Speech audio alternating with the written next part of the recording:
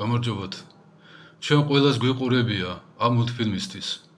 როცა მშობლების გარეშე ტყეში გაზრდილი ბავშვი ველურდება და 4-ზე იწყებს სიარულს.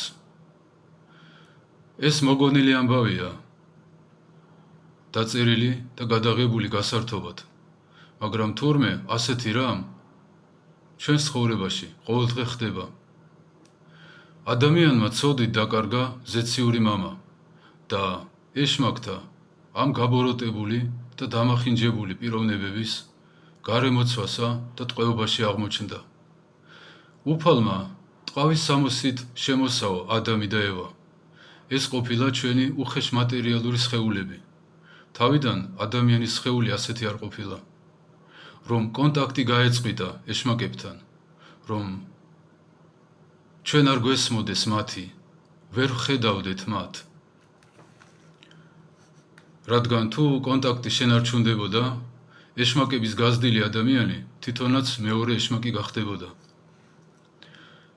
ეშმაკი ცდილობს ხოლმე მამად გამზრდელად დაუდგეს ადამიანს, რომ ადამიანიც თავისნაირი გაზარდოს, რომ ადამიანიც ისე დაისაჯოს, როგორ თვითონ დაისჯება.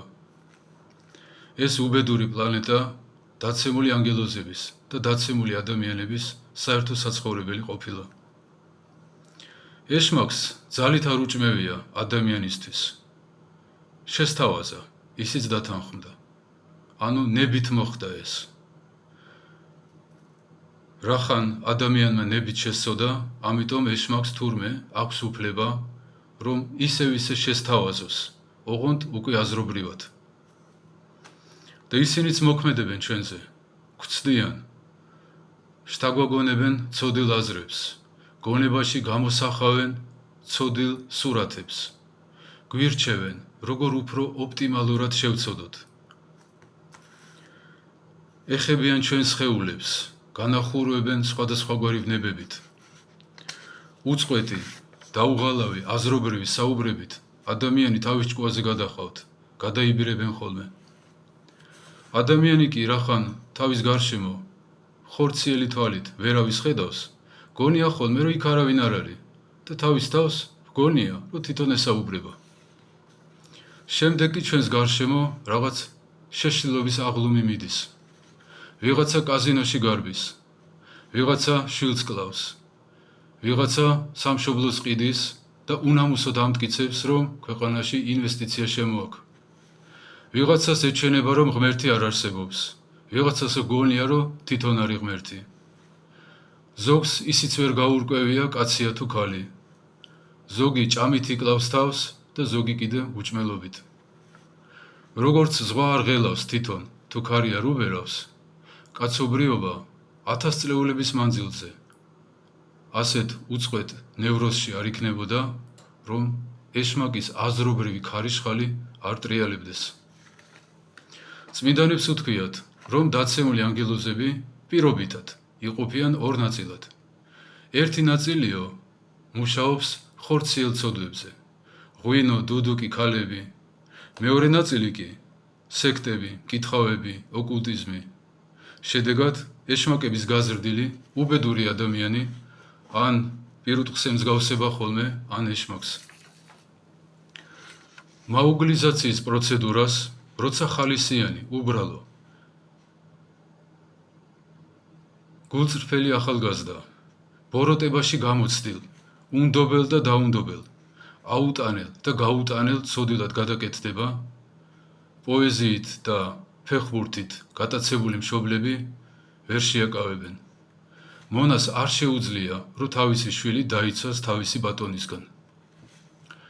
ცოდვებში ზრდის პროპორციულად, იკარგება მადლი, ადამიანი იფიტება, ცარიელდება, სულელდება და ბოროტდება.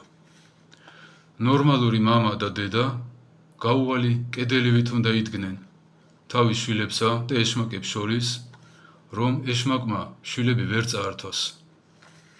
შეწუხდით ხოლმე თქვენ და შეაწუხეთ თქვენი შვილები ცოდის აკრძალვით. არ დაუშვათ, რომ დათრნენ, მოწიონ, იმრუშონ, არ მოეშვათ, სანამ არ გამოასწორებთ. მაცხოვნებელი ცხოვრების მაგალითი თქვენი პირადი უცოდველი ცხოვრების მაგალითით მიეცით. რაც ღმერთმა აკრძალა, თქვენ ნუ გაუხსნილებთ ხოლმე. ნუ ასწავლით ხოლმე იმას, რაც ღმერთმა სასჯელის ღირსად გამოაცხადა. თუ ამას არ გააკეთებთ, ეს წინ დაგხვდებათ. უფალმა თქვა, ყოველი ხე, რომელიც კეთილ ნაყოფს არ გამოიღებს, მოჭრიან და ცეცხლში დადებენო. ვისაც სასუფეველი გინდათ, ვისაც ღმერთი გიყვართ, დაივიწყეთ ის, რაც გასწავლეს სკოლაში, ინტერნეტში, ოჯახში, ისწავლეთ სახარება, ღმერთს გაეზრდებინეთ.